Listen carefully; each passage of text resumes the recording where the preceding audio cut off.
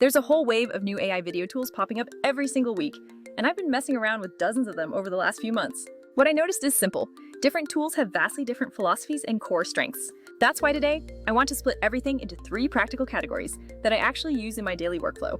Think of this as a simple map for creators who prioritize getting good-looking video out fast, not just spending all day on tech demos. First category, the Generative AI Video Makers. These are the tools that imagine footage completely from scratch based on your text input. They are absolutely great for finding unique B-roll, visualizing imaginary scenes, or capturing shots you could never realistically film yourself. Second category, the full-stack AI Video Makers. You give them a simple prompt, and they will spit out a script, a voiceover, and a finished video all compiled together. These full-stack options are amazing for turning a raw idea into a truly publishable video incredibly quickly. Third, and this is my personal favorite category, the AI talking head avatars. If you make a lot of videos but absolutely do not want to be on camera, avatars are the easiest way to keep a consistent on-screen presenter. Now, let's unpack the first group, the pure generative video tools. One of the big names you'll hear about in this space is Runway. It's basically the go-to platform if you primarily want photorealistic B-roll generated directly from your text prompts. The workflow is super simple. You head to the generator, type in a detailed prompt, pick your model, choose the duration, and hit generate. The results can be shockingly convincing. Think a hyperlapse of LA at night or a sunlit rainforest scene with a person in it. It will genuinely give you scenes that look like they were professionally shot on location, somewhere exotic. Where Runway starts to trip up, however, is in the realm of customization. It largely expects you to nail your prompt right away and doesn't offer super granular controls for fine-tuning. If you need repeatable stylistic tweaks or complex camera choreography across multiple clips, it can feel a bit limited. If you want more direct control over the output, tools like Kling let you tweak parameters like creativity versus realism and aspect ratios. That extra control really matters if you need the same look maintained across several different clips or want to dial in realism for a specific person shot. The downside, though, is that some of these newer models take longer to render than Runway does. Also, face expressions still sometimes land just a little bit odd, which is pretty common across the entire generative video scene right now. You also have to remember that each tool prefers its own unique costume of prompting language. So a prompt that worked great one place might totally flop somewhere else until you adapt it. Then there's Luma, or Luma Dream Machine, which plays a completely different aesthetic game. It focuses less on photoreal consistency and more on pushing towards surreal, highly stylized, movie-like visuals. If you're looking for dreamy, cinematic, slightly uncanny sequences, like a cat by the hearth with a filmic glow, Luma really shines. But for realistic human close-ups, that slightly artistic choice can sometimes feel jarringly off. So the trick is really to pick the right tool for the aesthetic you're chasing. Runway for believable B-roll, Kling if you desperately need deep control, or Luma if you want something artistic and otherworldly. Moving on to the second category, the full AI video makers that try to do everything. These tools aim to handle the entire process, from generating the initial script all the way through to the finished edit.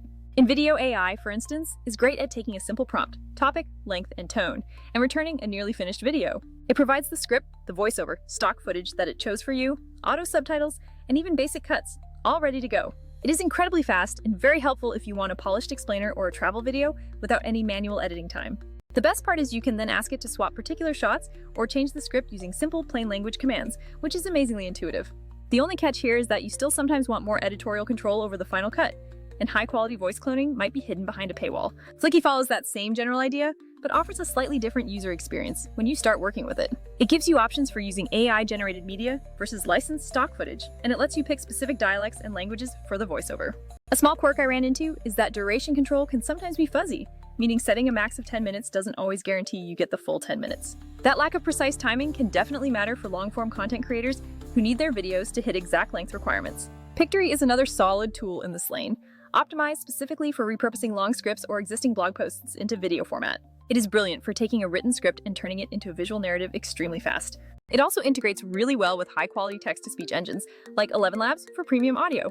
But if you want the tool to automatically pick the absolute best micro moments to turn into viral clips from a long recording, well, Pictory doesn't specialize in that rapid short clip generation and scheduling piece. Which brings me neatly to the third and final category, the AI talking head avatars. If you are committed to having consistent on-screen hosts without having to film every single take yourself, avatars are an absolute dream. Synthesia is probably the most well-known, offering tons of templates and easy text-to-speech avatars perfect for presentations and product explainers. The quality is solid for corporate or training content, which is where it excels. However, it can sometimes feel a bit templated or stiff if you are trying to create casual creator content. HeyGen, on the other hand, offers a much larger catalog of characters and often stronger overall naturalness in their delivery. Plus, HeyGen has some really convenient script writing integrations built right into their platform. Viio is trying to be an all-in-one content studio that includes avatars, but by doing that, it spreads itself a bit too thin. It's not purely focused on achieving the absolute best avatar realism like some of the dedicated tools are. So, where exactly does Vizard fit into this entire AI video landscape? Vizard is definitely not a tool for generating entire synthetic B-roll footage libraries from scratch. And to be clear, it's not an avatar studio where you create your on-screen host either. Vizard's true superpower is repurposing, taking your long-form content and automatically turning it into short, shareable clips at scale. That distinction is crucial because most creators don't need one fancy generated shot once a year. They need a steady stream of snackable clips performing well on social platforms. Let me break down why Vizard matters specifically with a practical example. Imagine you have a 40-minute interview, or maybe a 1-hour live stream, that was packed with 2 or 3 genuinely golden takes. Runway, Kling, or Luma could help you create those single amazing shots. And InVideo or Flicky could turn a rough outline into a full video. But clipping the most attention-grabbing 30 to 90-second highlights across the entire hour, and then preparing them for Instagram, TikTok, and YouTube Shorts, that is Vizard's specific lane. Here are the 3 specific features that I genuinely use and love in the platform every week. First is auto-editing viral clips, where Vizard scans the entire recording and finds moments where the energy spikes or a great punchline lands. It then automatically trims and formats those moments into short clips optimized for each specific social feed you choose. You genuinely don't have to hunt for timestamps or manually trim anything, and that alone saves a ridiculous number of hours.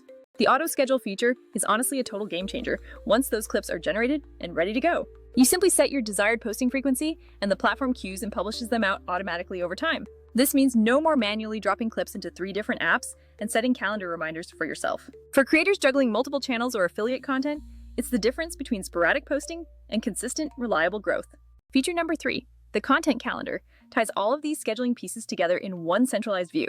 You get a single place where you can see everything scheduled, make minor tweaks to captions, swap out thumbnails, or even block out certain posting days. It makes the entire repurposing process predictable and manageable, which is truly how real growth is achieved, not from one lucky viral hit. Now, I don't want to make it sound like Vizard is the perfect solution for every single creative need you have. If you need photorealistic, never-before-seen B-roll of a deep rainforest, you are still going to want to head over to Runway or Luma for that. If you want a complete, fully scripted explainer video made from scratch with a built-in voiceover, InVideo or Flicky might be the faster choice for that very specific job. But for the 80% of creators who have those long interviews, webinars, podcasts, and live streams and want to turn them into consistent short-form content, Vizard hits that sweet spot perfectly. It's fast, it's scalable, and it's perfectly tailored for the actual day-to-day creator workflow. Here are a few practical tips I picked up after testing all of these tools across the board. First, always remember to use the right tool for the specific job at hand. Second, don't expect perfect, natural-looking human faces from generative video tools quite yet, so you should test multiple prompts. Third, when you need specific control over camera movement or a unique style, pick a generator that exposes those camera parameters clearly. Finally, consider combining tools. Generate a cinematic opener in Luma, then upload that asset into Vizard to automatically create and schedule your short clips. To wrap all this up, the AI video landscape might feel incredibly crowded, but that is actually fantastic news for us creators. My workflow lately has been use generative tools for unique shots, full-stack tools for quick one-offs, and Vizard as the backbone for constant short-form output on autopilot.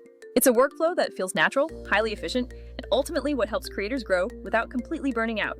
If you are curious and have a backlog of long videos waiting to be repurposed, I highly recommend you try automating at least one episode this week. You will probably save hours of editing time, discover clip ideas you missed during the first pass, and actually get more consistent reach across all your social channels. And if you want a practical demonstration, I can walk through a specific example in the next video. We could take one long interview, show how Vizard extracts 10 viral clips, and then demonstrate pairing one of those with a Runway-generated opener for extra polish. Let me know in the comments which long video you want to test this workflow with, and we'll do it together live.